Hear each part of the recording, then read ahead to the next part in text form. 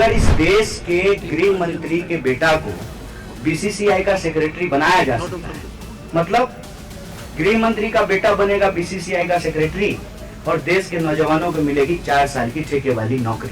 और बाहर की कंपनी जो मोदानी जी है ना, मोदी जी और अदानी जी, उनका जो इकोनॉमिक्स चल रहा है, यहाँ के जो संसाधन वो लूट रहे हैं, इस लूट के खिलाफ उनको एकजुट होना पड़ेगा। और उनकी इस पकौड़ानॉमिक्स के चलते, ये जो पकौड़ा तलने वाली जो इकोनॉमिक्स है, उसके चलते आज देश में कमर तोड़ महंगाई और जबरदस्त बेरोजगारी है। हमारी यात्रा विभिन्न राज्यों से होते हुए उड़ीसा की महान भूमि पर पहुंची है और यह जो भारत जोड़ो न्याय यात्रा है, पिछला जो भारत जोड़ो यात्रा हुआ था उसके दौरान जो देश के लाखों करोड़ों लोग राहुल जी से मिले, हम भारत यात्रियों से मिले, उन्होंने जो अपना दर्द साझा किया, उनके मन की बात सुनने के बाद हमारी पार्टी को, हमारे नेता को ये लगता है कि इस देश में अन्याय को समाप्त किए बिना, न्याय की स्थापना किए बिना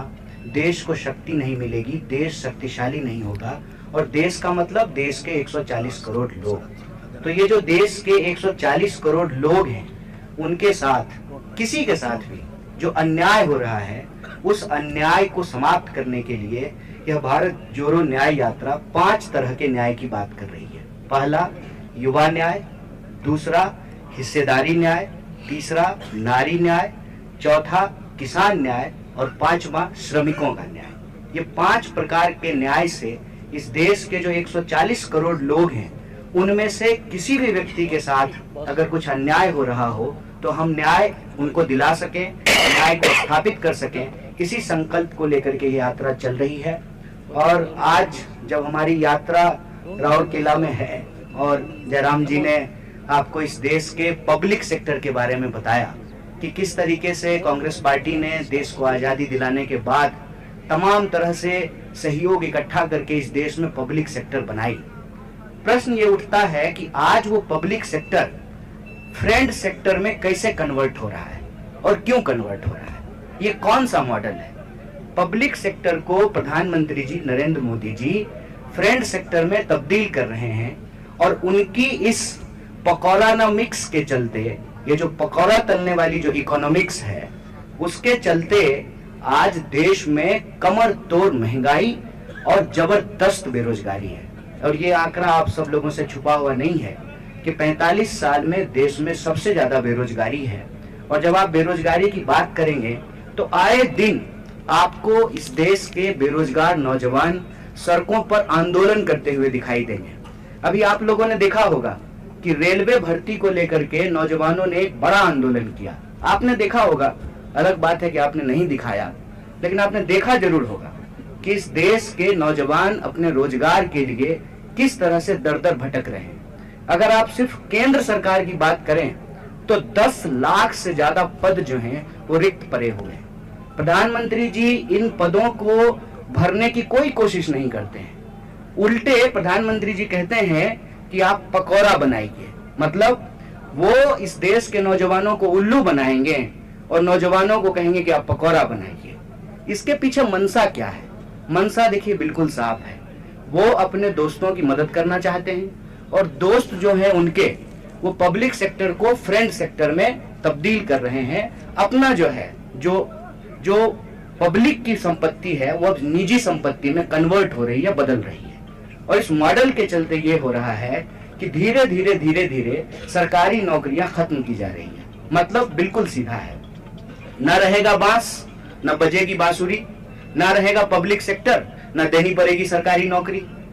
सरकारी नौकरी नहीं देना पड़ेगा तो देश के आम नौजवानों को कोई सुरक्षा नहीं मिलेगी। मतलब इस देश के सांसद को पेंशन मिलेगा, आवास मिलेगा, टेलीफोन का बिल मिलेगा, हवाई जहाज ट्रेन पर चढ़ने का किराया मिलेगा, लेकिन इस देश के जो आम नौजवान हैं, आम परिवार के नौजवान हैं, उनको नौकरियां नहीं मिलेगी। और यह जो बेरोजगारी का दंश है, यह जो बेरोजगारी, बेकारी जो एक बीमारी बन गई है, इसके चलते आज नौजवानों को आत्महत्या करनी पड़ रही है। आप जानते हैं कि 1 घंटे से भी कम समय में एक नौजवान देश के किसी न किसी कोने में आत्महत्या कर लेता है। अब ये आंकड़ा 2 हो चुका है। जितना किसान आत्महत्या कर रहे हैं, उतना ही जवान आत्महत्या करना शुरू कर दिए हैं देश में। ये हमारे लिए चिंताजनक बात है। इसीलिए मैं आप सबके माध्यम से यह सवाल उठा रहा हूं कि अगर इस देश के गृह मंत्री के बेटा को बीसीसीआई का सेक्रेटरी बनाया जा सकता है, मतलब गृह मंत्री का बेटा बनेगा बीसीसीआई का सेक्रेटरी और देश के नौजवानों को मिलेगी 4 साल की ठेके वाली नौकरी।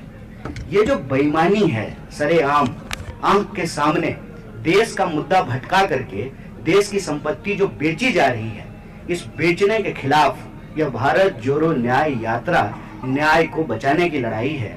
इसीलिए हम इस देश के नौजवानों से अपील करते हैं कि यह यात्रा एक वैचारिक यात्रा है, हक और अधिकार की यात्रा है, यह न्याय की यात्रा है।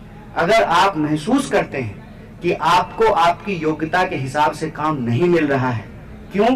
क्योंकि आपके परिवार के लोग राजनीति में नहीं हैं, आपके परिवार के लोग प्रधानमंत्री के दोस्त नहीं हैं, तो आपको अपने हक और अधिकार के लिए संघर्ष करना पड़ेगा। और इस भारत जोड़ो न्याय यात्रा से जुड़ करके आपको भारत जोड़ो न्याय यात्रा में शामिल होना चाहिए और देश में अन्याय के खिलाफ न्याय योद्धा बनना चाहिए।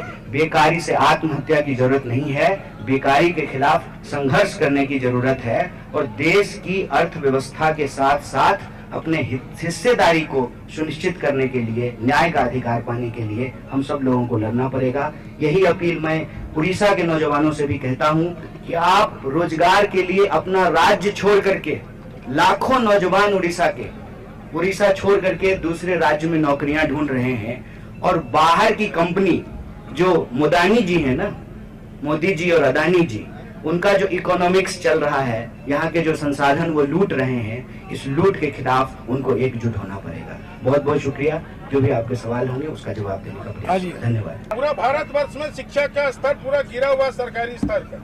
कहाँ? उड़ीसा में? पूरा भारतवर्ष में सरकारी स्कूल का स्तर गिरा हुआ है, इस विषय में बताइए। अब बोलिए। सरकारी स्कूल सर 2 दिन राहुल गांधी जी का ये सरकारी स्कूल, एक मिनट, सरकारी स्कूल के बारे में ये प्लसपॉइंट है, ये बीजेपी नहीं है। देखिए, आपने इतना जो सवाल पूछा गया है ना, मतलब का सवाल आप ही पूछे, सबसे जरूरी सवाल आपने पूछा है, मुद्दे का सवाल आपने पूछा है। शिक्षा की दुर्दशा इसलिए है कि शिक्षा मौजूदा सरकार का एजेंडा नहीं है, स्कूल मौजूदा सरकार का एजेंडा नहीं है, कॉलेज यूनिवर्सिटी मौजूदा सरकार का एजेंडा नहीं है। अगर उसका एजेंडा होता तो शिक्षा का ये दुर्दशा नहीं होता। आपको हम बताते हैं, एक बात को आंकड़ा दे रहे हैं। अभी हमारी जो वित्त मंत्री हैं, उन्होंने बजट पेश किया और हमारी यूनिवर्सिटी से ही पढ़ी हैं, और उस बजट में उन्होंने 60% से ज्यादा, मतलब जो पहले 100 रुपया खर्च किया जाता था,